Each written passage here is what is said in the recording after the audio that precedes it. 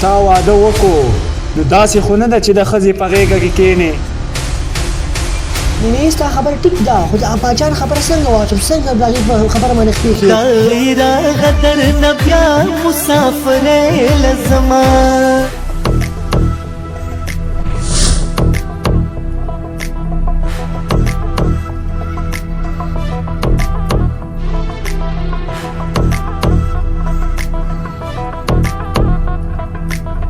السلام علیکم بابا جانا. وعلیکم السلام بچو.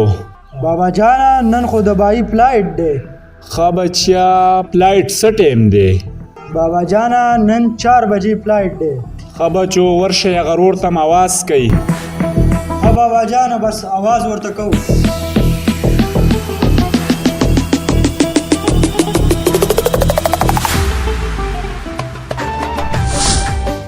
هجری مشي تبیننگا بدوا گالو کی میرنگا کوي حالات زمون هر سنگا دملکن د سر ندلگا د یار قلنگا پسر سترګو دی منما جان کالان ته بکله زو دا څه خبره سبا بلار شو که نو مسافر یارا کلیوالا خبر دینا جمل حالا بای جانا بابا جان درته आवाज کوي. ټیک ده زه تاسو زه درځم ها ښه بس ټیک د مونږ لاړو ته راځه. زړه وختونه می یادېږي زرمینی اپاجان سره ملایږم او بېرته واپس 2 منټه کې راځم صحیح ده خو ته راسه دې تم راځه.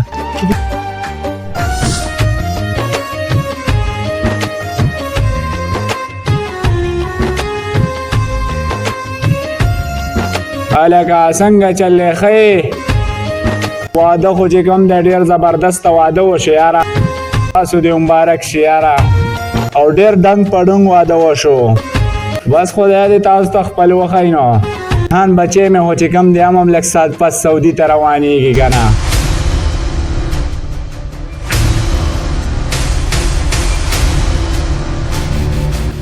ښه دی ریحانه بچی چې راغلی یاره لږ ساعت پس چې کوم دی ستا فلایټ دی نو چې فلایټ درنه میس نه شي که نه ناوخته کېږي یاره قسمتا زده بوکلر زده لخو جانا نولی جدا کما زرمینی ته ولې خفه کېږي زه به ډېر زر واپس راشم.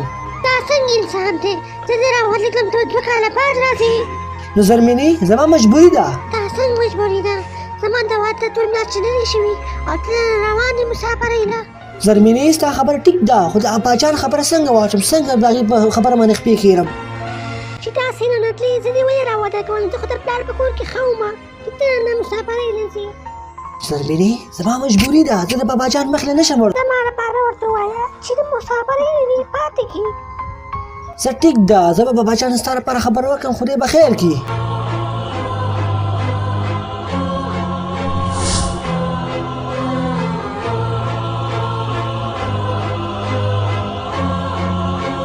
بابا جانا ها ریحانه بچیا وایا بابا جانا ما ویله چې بای جانا ناوخته کېږي زه چې ځو رپورټ ته.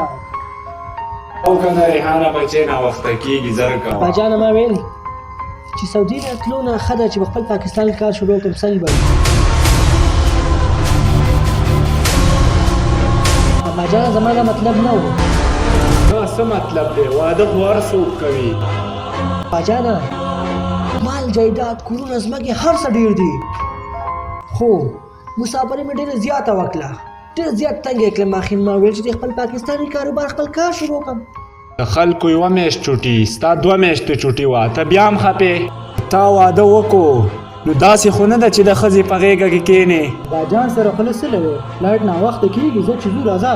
بابا جانا چې تا څه وایې زه باقي کوم سوري بس معاف مې کړه. بس راځه چې ځو. कभी खुशी कभी गम जुदाई राغه درنه بیا مسافرې لزما ہے جدائی راغله درنه بیا مسافرې لزما جانا نډېره غریبي ده مزدورۍ لزما جدائی راغله لدر نبیا مسافر لزما جانا ندیرا غریبی دا مزدور لزما جانا ندیرا غریبی دا ہے مزدور لزما